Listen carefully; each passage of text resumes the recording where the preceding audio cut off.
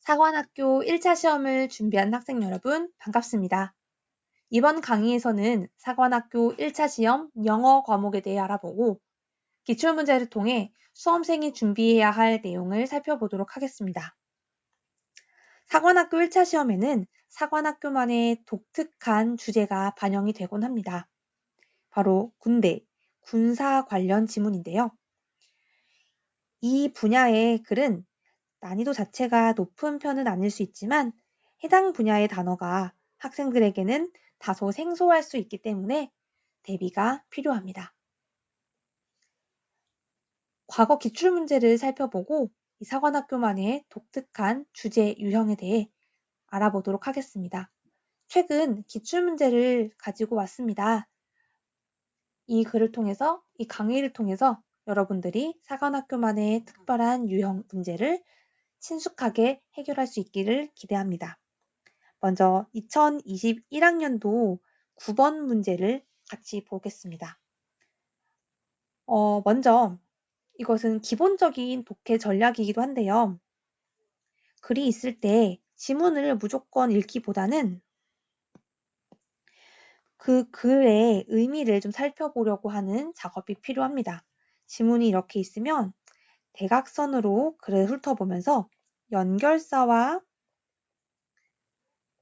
접속사를 먼저 파악합니다.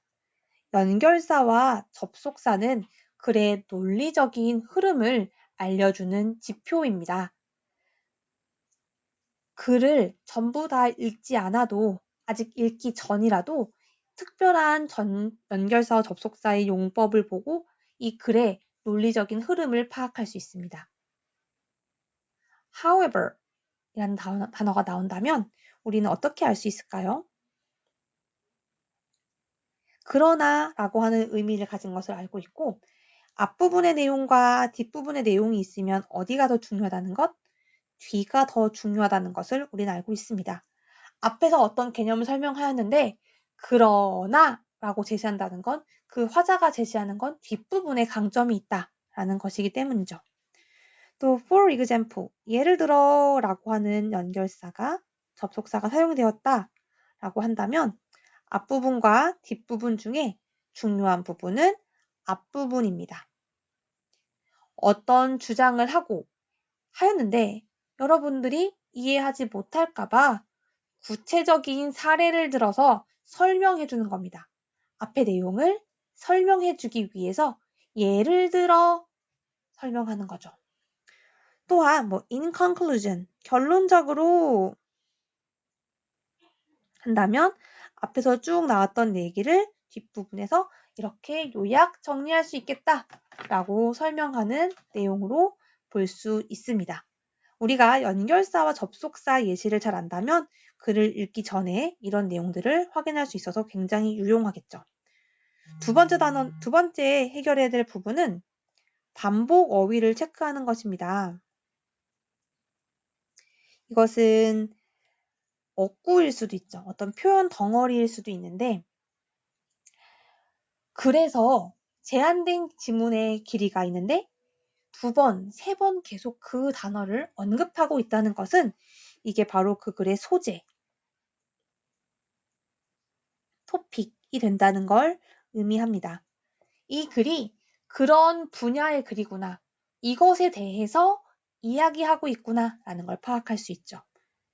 그리고 이것은 영어 독해 실력이 낮은 친구들 뿐만 아니라 영어 실력이 좀 뛰어난 친구들에게도 적용이 될 수 있는데 영어 실력이 좀 낮거나 독해 실력이 좀 부족한 친구들은 똑같은 단어를 찾는 것도 분명히 의미가 있습니다.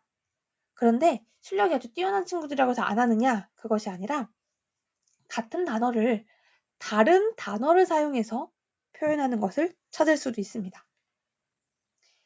예를 들어 보겠습니다. 보다, 보이다 라는 단어를 쓸 때 appear를 찾을 수 있는데 똑같이 appear가 계속 반복될 수도 있고 appear, see, seem, look like 라는 걸 또 쓸 수 있죠. 비슷한 단어를 다른 뜻을 가진 단어를 바꿔서 표현해도 결국에는 그 이야기를 하고 있다는 것을 찾아가는 게 또 영어 실력을 높이는 방법입니다. 그래서 우리가 최대한 이것들 통해서 배경 지식을 끌어오는 역할을 할 수 있겠죠. 세 번째로 파악하셔야 되는 것은 글의 특징입니다. 글의 특징이라고 하는 것은 대단히 좀 애매할 수도 있는데 제가 설명하는 특징은 특이한 문장보호 개념을 적용합니다. 영어 독해 지문 같은 경우에는 글쓴이가 글자를 통해서 자신의 의미를 전달합니다. 만약에 이것을 언어로 말로 표현하게 된다면 강약을 줘서 전달할 수도 있고요. 크게 말하거나 억양을 다르게 해서 표현할 수도 있을 겁니다. 그러나 written, 글 읽기로 제시되는 글은 한계가 있죠. 그래서 작가는 글을 쓴 사람은 특수한 문장부호, 느낌표, 물음표, 인용부호 이런 표현들을 통해서 자신이 이것을 얘기하고 있다는 것에 강점을 주려고 노력할 수 있습니다. 따라서 문장부호가 들어갔다면 한번 여기서 글쓴이의 의도가 무엇일까 생각해 볼 수 있겠죠. 또한 숫자, 사람 이름, 지역 이름, 인용 이런 것들이 나온다면 이것은 구체적인 예를 들어주는 것이다 라고 생각할 수 있습니다. 영어 글에서 숫자를 제공한다 라는 것은 주장에 대한 구체적인 예시, 구체적인 증거, 구체적인 근거를 제시하는 것과 같습니다. 따라서 이 사람이 이렇게까지 설명을 해주는구나, 구체적인 정보를 제공하고 있구나 라고 파악한다면 예시, for example과 비슷한 개념으로 접근할 수 있겠죠. 이 밖에도 다양한 특징들이 있는데 나올 때마다 하나씩 알려드리도록 하겠습니다. 그러면 라인 바이 라인으로 독해를 시작하기 전에 지금 우리가 하기로 했던 이 기초 작업을 선행해 보고 글을 분석해 보도록 합시다. 먼저 연결사, 접속사를 파악해 볼 건데요. 딱 봤을 때 눈에 확 띄는 연결사, for example, 예를 들어 라고 하는 게 있겠죠.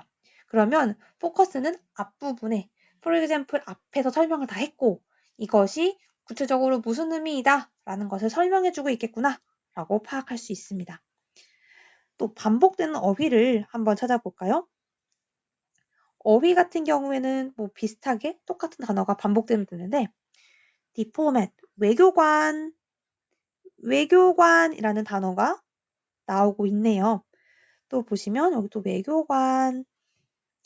외교관과 관련된 단어가 바로 foreign policy, 외교 정책 뭐 이런 내용이겠죠. 그러니까 뭔가 외교관에게 외교 관련된 이야기인가 보다라는 걸 파악할 수 있습니다. 반복되는 어휘는 한 2가지 정도, 2세트 정도 여러분들이 확인하면 좋습니다. 제한된 글에서 하나만 가지고는 뭐 그냥 아주 넓은 범위의 내용이지만 하나 더 있으면 조금 더 구체화할 수 있으니까요. 그러면 또 반복되는 단어가 또 어떤 것이 있는지 살펴보게 되면 이건 굉장히 간단한 내용이에요. 눈에 보일 수도 있고 눈에 보이지 않을 수도 있는데 뭐 instruction,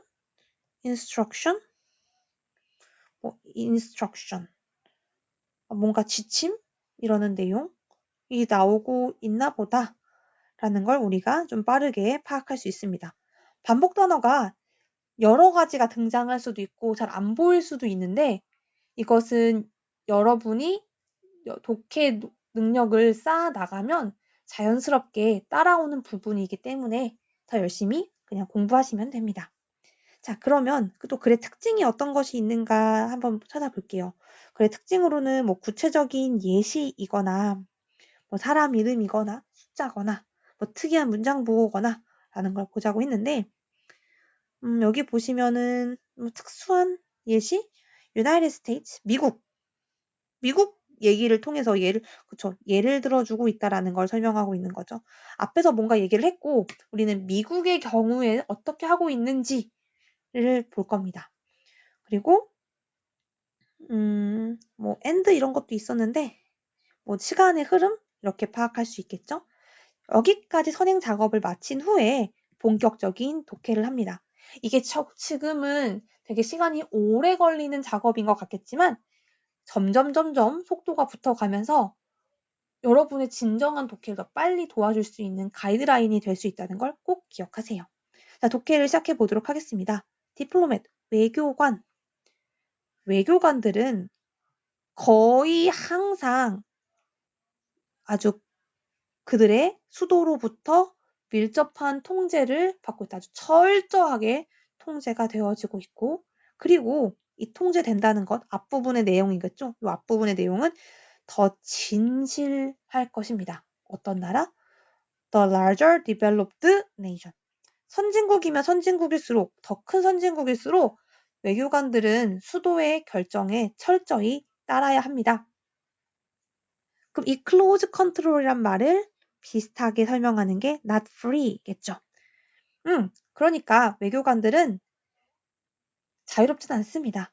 Make up their own foreign policy. 그들 스스로의 외교 정책을 만드는 것은 자유롭지 않습니다. But 외교관은 외교관 혼자서 외교 정책을 만드는 게 아니라 규범에 따라서 말을 하게 됩니다. 바로 이 instruction이 의미하는 건 중앙의 통제, 지시사항에 따라서 해야 합니다. 라는 얘기를 반복하고 있죠. 그럼 이제 바로 이 규범, 이 지시라는 것은 설명하겠네요. 이 지시는 will be carefully reviewed. 철저하게 review 될 겁니다. 검토될 겁니다. 이 수도에서 철저하게 검토를 했고 send 보내질 겁니다. encoded 되게 암호화한 방법으로 보내질 겁니다. 그 국가의 embassy 대사관이나 mission abroad 해외 파병, 해외 공간으로 보내질 것입니다. 아까 이 단어 이것도 디플로맷이랑 관련된 단어겠구나. 대사관, 해외 공관 이렇게 볼 수도 있겠네요. 자, 이런 규범 사항들이 철저하게 전해집니다. 때때로 internal conflict, 내부적인 갈등이 존재할 수 있어요. in the capital. 수도에서 갈등이 있을 수도 있고 특정한 이슈에 대해서 그리고 다른 디파트먼트 부서가 다른 입장에 있을 수도 있습니다. 여기까지는 중앙에 철저한 통제가 있습니다. 그런데 인터널 컨플릭트가 있을 수 있고 디프런트 포지션이 있을 수도 있습니다. 이건 새로운 문제가 제시됐네요. 새로운 문제 제기. 자, 예를 들어 봅시다. 이게 어떤 거냐면 미국의 경우 State Department, 국무부라고 하죠. 국무부가 not always, 항상 그런 것은 아닙니다. 항상 똑같은 관점을 가진 건 아닙니다. 다른 부서들과. 아까 internal conflict라고 얘기하면서 각각 부서가 다른 입장, 다른 갈등이 있을 수 있습니다. not always the same view. 똑같은 입장이 아닐 수도 있습니다. 그래서 Defense Department, 국방부, Commerce Department, 상무부, 재무부라고 할 수 있겠죠? 그런 부서와 좀 다른 입장을 가질 수 있습니다. 이런 internal different 차이점은 먼저 해결이 되어야 합니다. Capital, before the diplomat. 그 외교관한테 오기 전에 수도에서 먼저 해결을 하고 외교관에게 지시를 내릴 수 있게 되는 거죠. 그 제시된 인스트루먼트, 규범에 따라서 그 외교관들은 움직이는 사람들이기 때문에 외교관에게는 before, 반드시 전에 그 해결을 하고 그 규범을 내려야 합니다. 그리고 이것은 때때로 발생하죠. 이런 internal disagreement. 내부적으로 안 맞을 경우도 있습니다. 그러면 left an only diplomat. 이 외로운 외교관은 아직 지시받지 못했잖아요. 그러면 attend a scheduled meeting without 규범 없이 그 회의에 참석해야 될 수도 있습니다. 아까 뭐라고 했냐면 규범이라는 것을 받고 외교관이 움직일 수 있다고 했는데 너무 해결이 안 되는 복잡한 상황에서 아직 수도에서 결정을 못 내려줬어. 그러면 이 지시사항 없이 회의에 갈 수도 있고 아무것도 모른 채로 협상을 갈 수도 있겠죠. 어떤 권한이 있는지, 어떻게 네고시에이트 할 수 있는지에 대해서 알지 못한 채로 가야 될 수도 있습니다. 라고 얘기하는 겁니다. 그러면 이 글은 요약하자면 외교관 이런 사람들은 자, 지시에 따라서 움직인다. 지시에 따르는 사람이다. 그래서 이 지시에 따른다는 걸 close control not free. 이 사람들은 free하지 않다. 그래서 instruction을 따라야 한다. 규범을 따릅니다. 교범을 따라서 합니다. 그런데 가끔 본국에서 이 규범을 제시하지 못할 때가 있어요. 어쩔 때? 내부적인 문제가 있을 때. internal conflict. 부처 간에 갈등이 있거나 different 포지션이 있거나 서로 다른 입장이 있거나 not the same view 그 다음에 differences internal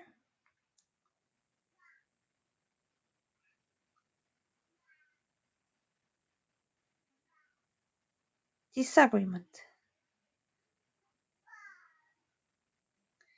여러분들이 이런 개념들을 잡을 수 있다면 독해를 잘 하고 있다라고 생각하시면 돼요. 자, 이런 문제점이 있어서 외교관에게 지시를 못 줄 수 있다.